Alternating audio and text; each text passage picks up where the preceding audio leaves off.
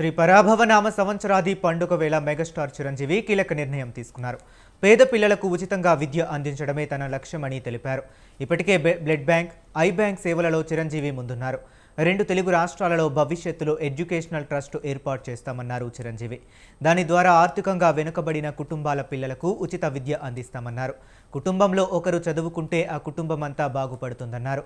తమిళ నటుడు సూర్య ఇప్పటికే educational trust పెట్టారని చిరంజీవి గుర్తు చేశారు. సూర్య చేస్తున్న విద్యా సేవలు తనను ఆకర్షించాయని అన్నారు.